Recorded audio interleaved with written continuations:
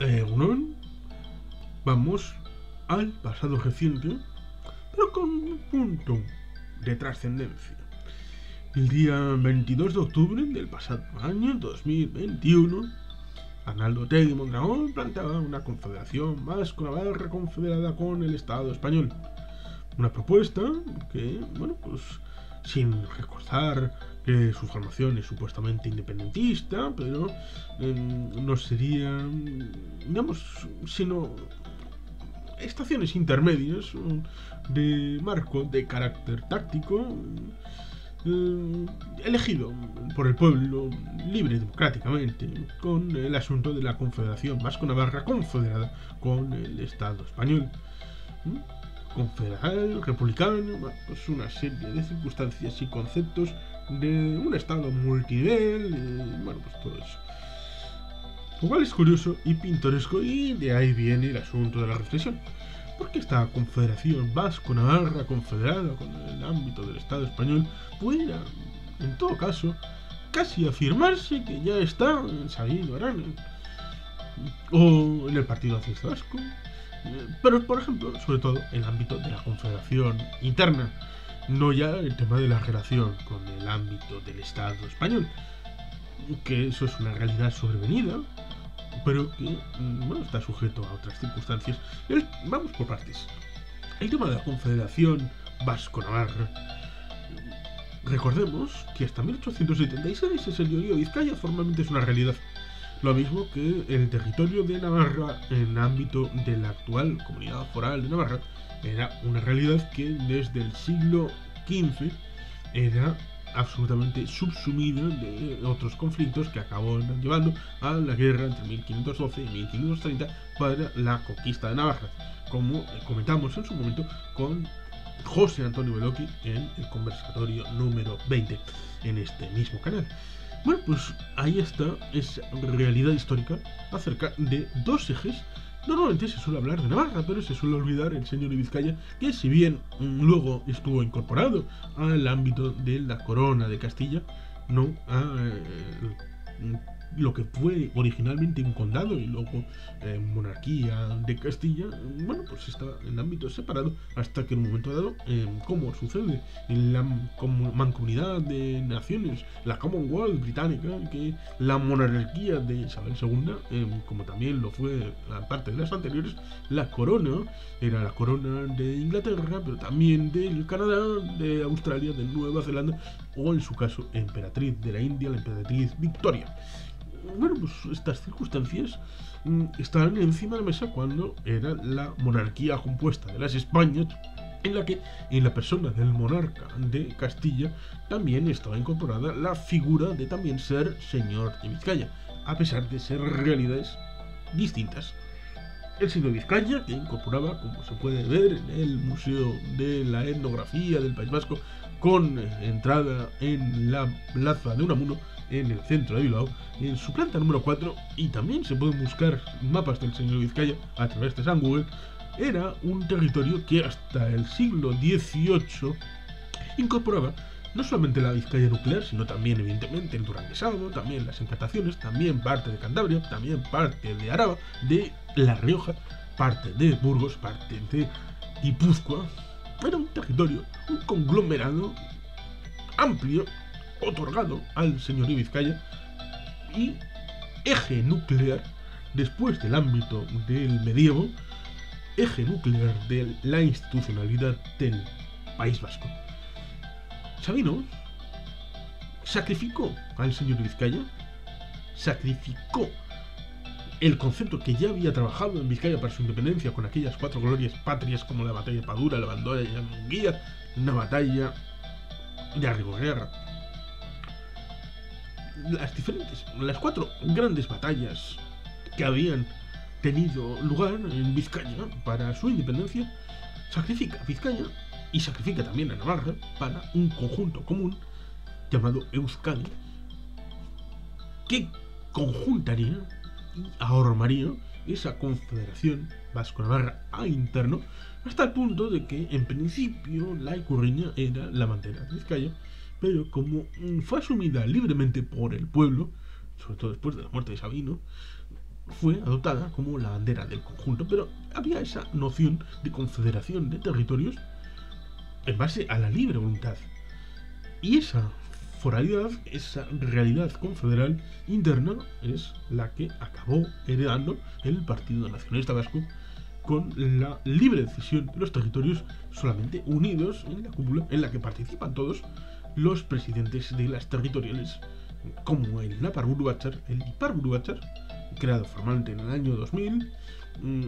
pero el Napar está desde hace más de 100 años encima de la mesa, desde comienzos del siglo XX. El Araba-Buru Batzar, el Gipuzkoa-Buru Batzar y el Bizkai-Buru Batzar. Araba, Vizcaya, Guipúzcoa, Navarra y Iparralde. Una confederación interna para una proyección al exterior. Es curioso porque la noticia pareciera que habla acerca de que Otegi ha descubierto la pólvora, ha descubierto los puentes de madera, ha descubierto que la luna brilla gracias al sol, ha descubierto que el sol emite rayos en forma directa hacia la tierra y que da calorcito a pesar de la distancia en la que está. Ha descubierto que los árboles tienen hojas y ha descubierto que el verano suele ser en junio, julio y agosto. Ha descubierto lo que nadie había descubierto antes. Es un absoluto pionero. Ha descubierto la Confederación Interna Vasca, que no estaba en Sabino Arana, no estaba en el Endacari Aguirre, no estaba en el Partido Nacionalista Vasco, no estaba en la Asamblea de Iruña del 77, no estaba en ningún lado, por supuesto, hasta que ha llegado Arnaldo Otegi Mondragón a ponerlo encima de la mesa. Y, por supuesto, el asunto de la confederación con el Estado español. Claro, eso no se planteó en abril del año 31, cuando se planteó la reconstitución de las Juntas Generales para la asunción de una República Vasca en coordinación con la República Española. ¿Quién hizo eso? El Endacari Aguirre, ni a partir del año 36, que entonces era diputado. No, todavía no, ni era Endacari ni era diputado, era concejal y alcalde de Getxo. Y los municipios eran los representantes en las Juntas Generales, en la historia de las Juntas Generales. Luego se ha evolucionado la representación y actualmente las Juntas Generales tienen votación directa a través de las cuadrillas como Uribe Costa, Ezkerraldea, Pechaldea, Bilbao, Durango-Aldea. Bueno, pues ha cambiado las cosas, pero entonces hasta ese momento las Juntas Generales, que fueron eliminadas y laminadas, pero no así las diputaciones, en la abolición foral del año 1876, estaría en consonancia con el pasado del país, para siempre las raíces ponerlas al servicio del futuro del país. Ahí estaba el diputado, no Lehendakari, tampoco el concejal y alcalde de Getxo, José Antonio Aguirre y Lecube, junto a otros concejales y alcaldes del PNV después de las elecciones municipales del 12 de abril del 31, estableciendo esa reconstitución que fue abortada por las fuerzas de seguridad del Estado en ese momento. Ahí está la reflexión. Es curioso que haya tenido que pasar tanto tiempo, porque estos siempre llegan tarde. Siempre llegan tarde la defensa del concierto, si es que han llegado alguna vez, atacándolo en el Parlamento Vasco, atacándolo en el Congreso de los Diputados, atacándolo en... Porque, al fin y al cabo, esta idea de la Confederación Vasco-Navarra confederada con el ámbito del Estado español, ¿saben dónde está? Está en la disposición adicional primera, que respeta y ampara la foralidad de los territorios vascos. Está la disposición derogatoria segunda, que deroga los efectos que puedan tener para Araba, Vizcaya y Guipúzcoa, tanto la disposición derogatoria del 25 de octubre del año 39, 1839, como la disposición derogatoria final, la de Cánovas de Castillo, del año 1876. Está también la disposición transitoria cuarta, que a pesar de ser obra de Jaime Ignacio del Burgo, cuyo libro, que siempre está en busca de la paz, está comentado en este canal, bueno, pues es una que deja en manos de los navarros la incorporación a un proyecto en común, no la incorporación a la comunidad autónoma vasca, no, la incorporación a un proyecto en común con los integrantes de la comunidad autónoma vasca, Araba, Vizcaya y Guipúzcoa, siempre dejando una doble decisión en manos de los navarros, siempre en la posibilidad de abrir la puerta a través de una votación en el Parlamento Foral y en referéndum, y luego, evidentemente, en la votación final de la ratificación del acuerdo llegado, que se llamaría probablemente Estatuto.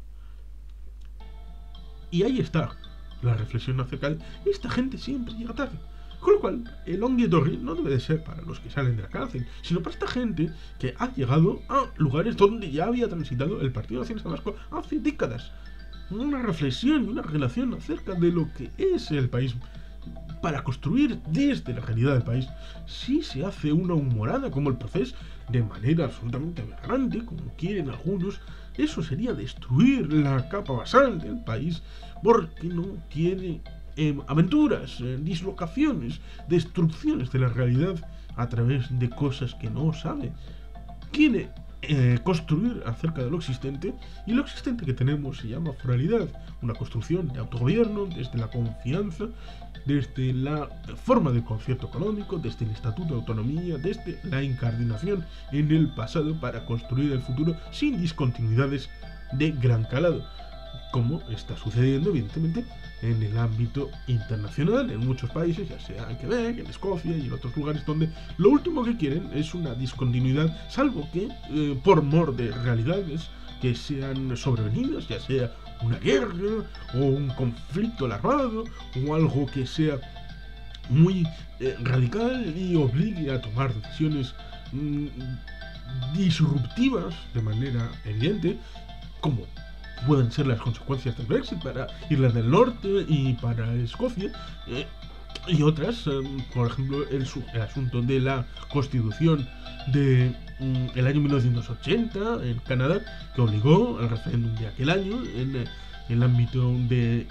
Quebec. Bueno, pues estas cosas obligan a tomar decisiones inmediatas, pero si no surgen temas absolutamente de calado y de gravedad, ya sea una guerra o una crisis constitucional, bueno, pues la gente trata de ir paso a paso desde la sedimentación, una sedimentación que no es sino la retroalimentación de la realidad jurídico-política con los instrumentos que se ponen encima de la mesa para encauzar esas aspiraciones nobles del pueblo. Aspiraciones que han sido encauzadas tradicionalmente en el País Vasco por el Partido Nacionalista Vasco, hasta el punto de que al final Otegi ha acabado por tratar de convertir a Sortu Euskal Herria Bildu en una suerte de PNV fuera del PNV, cuando venían del rubro de la revolución insurreccional marxista-leninista, de los sandinistas, de los Batista,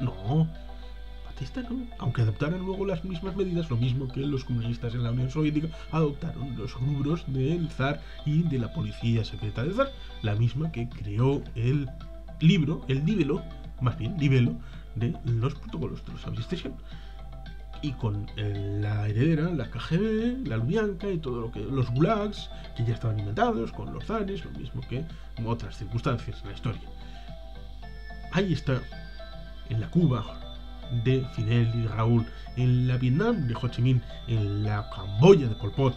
Casi siempre se olvidan de la Camboya de Pol Pot y prefieren a Frantz Fanon y los desheredados de la tierra y Argelia en la independencia del año 62 y muchas otras cosas, olvidando por ejemplo que en Afganistán en el año 79 fue posible la insurrección de los mujahidín, que darían mucha guerra en los años 80, porque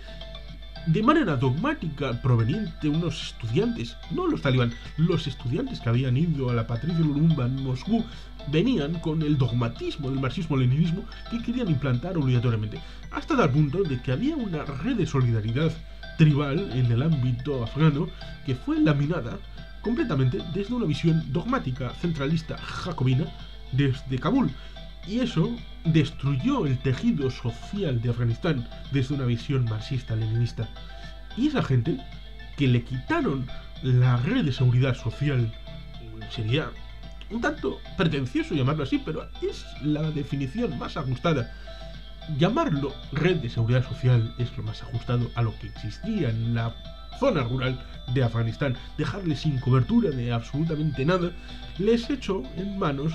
de aquellos que se la proporcionaran, aquellos desde el ámbito del islamismo radical.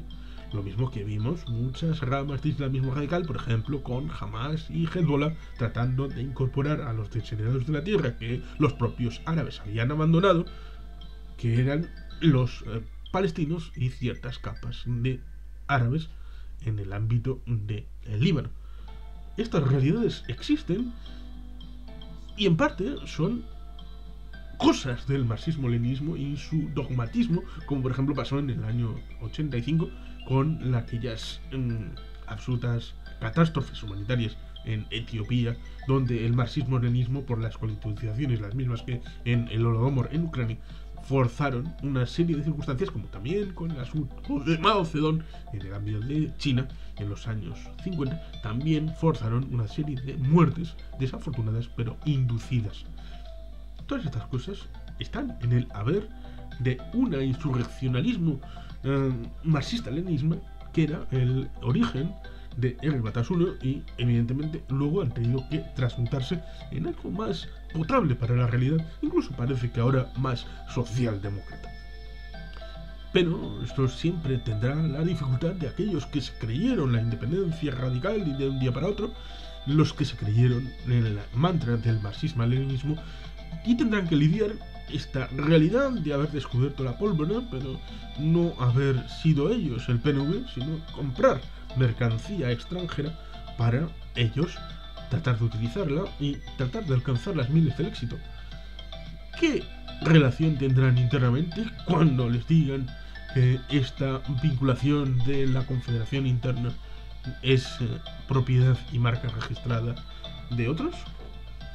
O no tendrá ninguna y no tendrá ningún efecto, porque la eliminación de la oposición interna es algo que viene de serie, lo mismo que aquel Josu Muguruza, que lamentablemente acabó muerto, ponía la pistola encima de la mesa en las reuniones de ASI, que era el germen fundamental del dominio sobre R. Batasuna, y decía: mi pistola es la que manda, por lo tanto mando yo. Bueno, pues aquí están las cosas que pueden reflexionarse tal vez, como hemos hecho en algún otro vídeo acerca de esta realidad. Y como en otro, pues recientemente pues, hemos hablado de que todo cambia para que nada cambie en el PNV. Bueno, pues parece que algunos también desde este ámbito tienen esa percepción, hasta tal punto de que ellos acaban por querer ser el PNV para coger lo que tiene el PNV, pero ellos no son el PNV. Lo mismo que, por ejemplo, Ad Astra no es 2001, una odisea en el espacio, por más que tratan de copiarlo. Y ahí está el kit de la cuestión. Y el pueblo acabará por entender las cosas y de responder ante el original frente a la copia. Y sin más, es que ricasco, agur berbat, beti helpen.